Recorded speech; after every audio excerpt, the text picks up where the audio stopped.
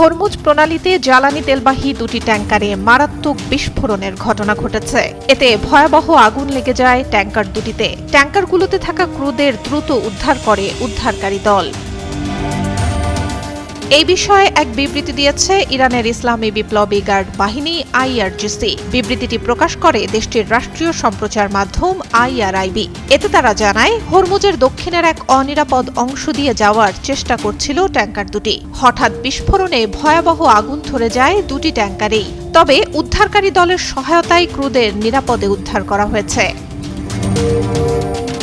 এই ঘটনার পরপরই প্রণালীটি ব্যবহারকারী নৌপরিবহন কোম্পানি ও নাবিকদের জন্য কঠোর সতর্কবার্তা জারি করেছে আইআরজিসি। হুঁশিয়ারি দিয়ে তারা জানায়, ওই অঞ্চলে যতদিন মার্কিন আগ্রাসন অব্যাহত থাকবে ততদিন বন্ধ রাখা হবে হরমুজ প্রণালী।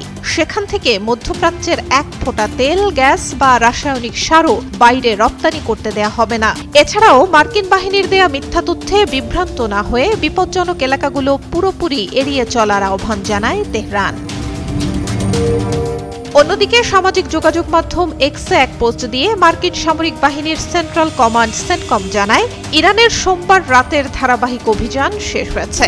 অভিযানে ইরানের বিভিন্ন সামরিক কমান্ড সেন্টার, সামুদ্রিক সক্ষমতা, ক্ষেপণাস্ত্র ও ড্রোন উৎক্ষেপণ কেন্দ্র এবং বিমান প্রতিরক্ষা ব্যবস্থায় সফলভাবে আঘাত হানা হয়। সেন্টকমের দাবি, হরমুজ প্রণালী দিয়ে চলাচলকারী পণ্যবাহী জাহাজে ইরানি হামলা ঠেকানোর জন্যই এই পদক্ষেপ নিয়েছে তারা। হরমুজকে ঘিরে আবারও সংকট তীব্র হওয়ায় গুরুত্বপূর্ণ এই আন্তর্জাতিক জলপথে বাণিজ্যিক জাহাজ চলাচলের নিরাপত্তা এখন চরম হুমকির মুখে পড়েছে। সুলতানা সুরমা, যুগান্তর নিউজ।